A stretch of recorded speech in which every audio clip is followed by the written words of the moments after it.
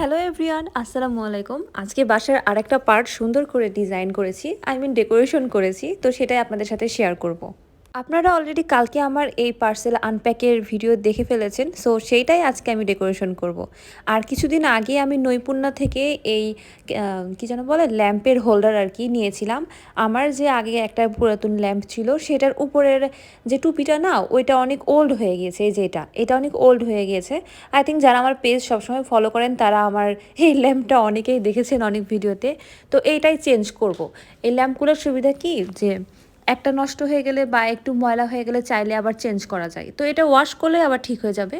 তো নতুন একটা জিনিস কিনেছি, একটু নতুনভাবে লাগাইলে না হয়, তো সে কারণে আমি এটা খুলে নিচ্ছি আর উপরে এটা লাগাবো। আমি এই ফুল ল্যাম্পটা কিন্তু নৈপুণ্য থেকে নিয়েছিলাম, আমি পেজটা মেনশন করে দিব।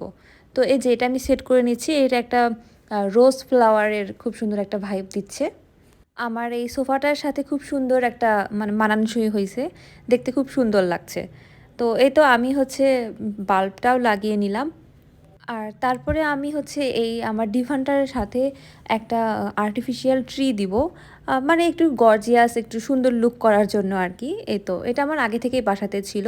আর অনেকে আমাকে জিজ্ঞেস করেন যে আপু, আমার ওই ঘড়িটা কোথা থেকে কেনা। ঘড়িটা আমি বগুড়া নিউ মার্কেট থেকে কিনেছিলাম, প্রাইসটা মনে নেই। প্রজাপতিগুলো অনেক দিন আগে একটা পেজ থেকে কিনেছিলাম, পেজটার নাম মনে নেই। আর এখানে ট্রি হোল্ডার যেটা, এটা আমি কক্সবাজার বার্মিস মার্কেট থেকে কিনেছিলাম, ঠিক আছে। আর এই হচ্ছে ডিভানটা যেটা মেইন ফোকাস আজকের, এটা আমি হচ্ছে ওয়েস্টার্ন ডেকোর পেজ থেকে কিনেছি। আমি পেজটা অবশ্যই মেনশন করে দিব। আমাকে এই সোফার জন্য দয়া করে কেউ মেসেজ দিবেন না।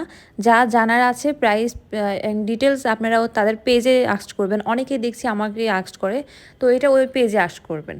তো এইটার ডিভানটার কিন্তু শুধু কাজ একটাই না, এখানে আরেকটা কাজ আছে। দেখেন খুব সুন্দর আপনাদের জিনিসপত্র হচ্ছে এখানে গুছিয়ে রাখতে পারেন। আপনাদের প্রয়োজনীয় অপ্রয়োজনীয় সব জিনিস কিন্তু এখানে সুন্দর করে রাখতে পারেন। কেউ বুঝবেও না যে এটার ভিতরে এরকম করে রাখা যায়।